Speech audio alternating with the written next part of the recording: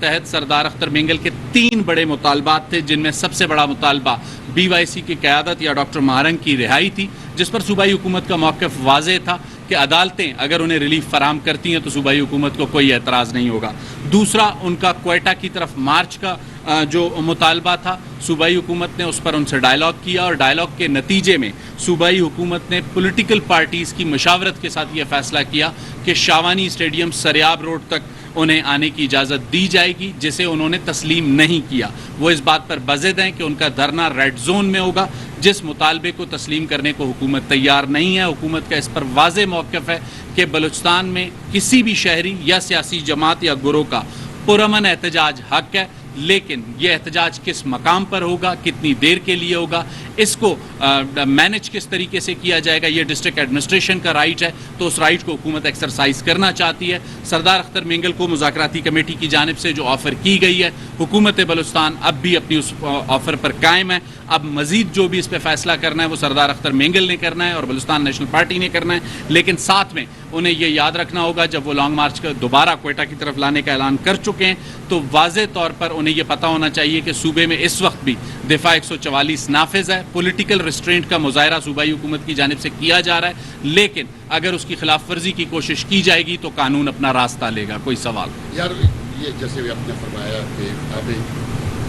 سریاب میں ان کو اجازت دی ہے شاوانی اسٹیڈیم پہ، اگر وہ 6 مارچ کو انہوں نے ڈیڈ لائن دی ہے کہ اب 6 مارچ کو لانگ مارچ کریں گے، اگر وہ یہاں پر آتے ہیں ریڈ زون کی طرف، وہ حکومت کیا ایکشن لے گی ان کے خلاف؟ عرفان دیکھیں، ہم نے انہیں اجازت نہیں دی، پولیٹیکل ڈائیلاگ کے دوران ایک آفر کی ہے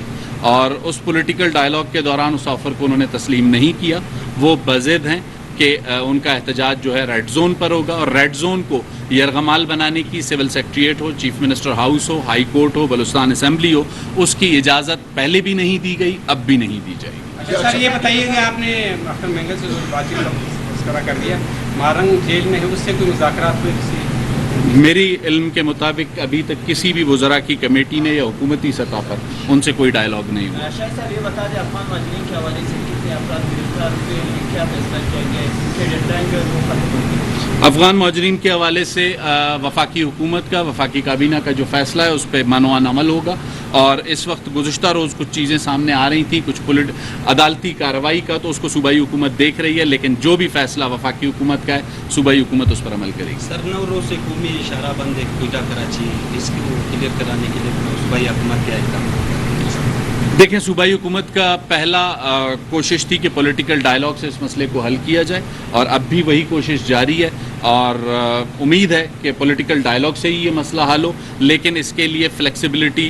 دونوں طرف کو دکھانی ہوگی۔ حکومت نے اپنی فلیکسیبلٹی ظاہر کر دی ہے، سردار اختر مینگل کو شاوانی اسٹیڈیم کے لیے آفر کر دی ہے، لیکن اگر وہ فلیکسیبلٹی کے بجائے پولیٹیکل ضد پر قائم رہیں گے تو پھر لازمی سی بات ہے حکومت کے پاس بھی اور آپشنز موجود ہیں۔ یا دوسری شاہ صاحب، یہ مجھے بتائیں BYC جو ہے ویسے رجسٹرڈ نہیں ہے، اس کو آپ کیا سمجھتے ہیں کہ یہ سیاسی پارٹی ہے یا سماجی کوئی ایسے وہ ہے،